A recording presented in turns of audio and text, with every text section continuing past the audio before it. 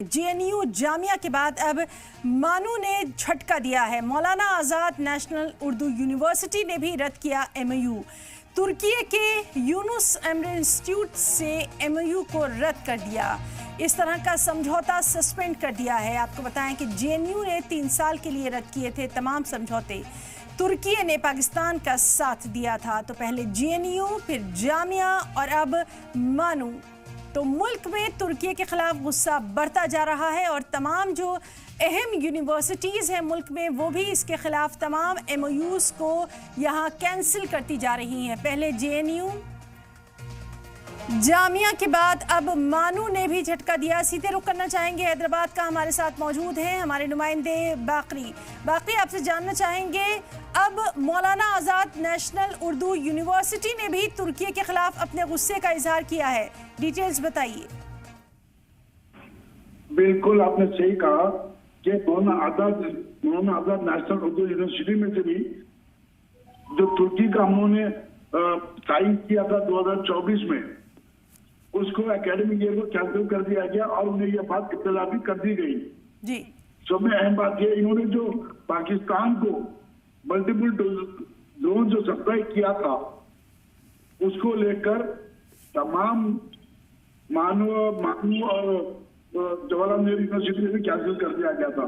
ठीक है, इसके लिए इन लोगों को तुर्किश लैंग्वेज सिखाने के लिए प्रोफेसर्स को यहाँ रखा गया था जी, ताकि वो उनकी कल्चर और लैंग्वेज को प्रमोट करें।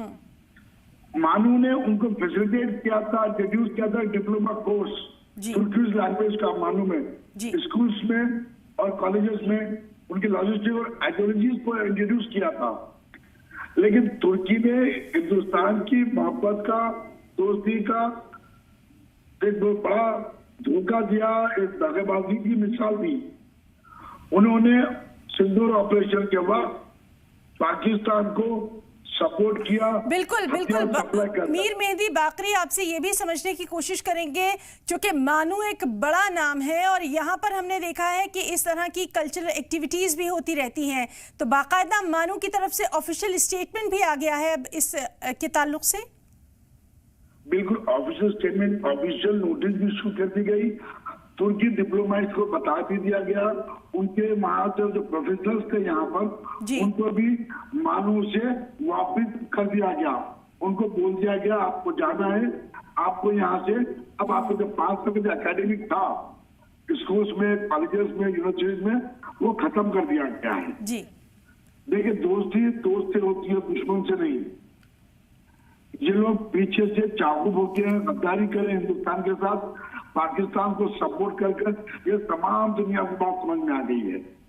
बिल्कुल बाकरी, ये भी समझने की कोशिश करेंगे, चूंकि हैदराबाद में हमने देखा है कि तुर्की के ताल्लुक से कल्चरल एक्टिविटीज़ भी होती रहती हैं, कई तरह के प्रोग्राम्स का भी इनेकाद किया जाता है। लेकिन अब जो गुस्सा तमाम हैदराबाद में देखा जा रहा है तुर्की के खिलाफ, तो इसका असर इन तमाम एक्टिविटीज़ पर भी पड़ता दिखाई दे रहा है।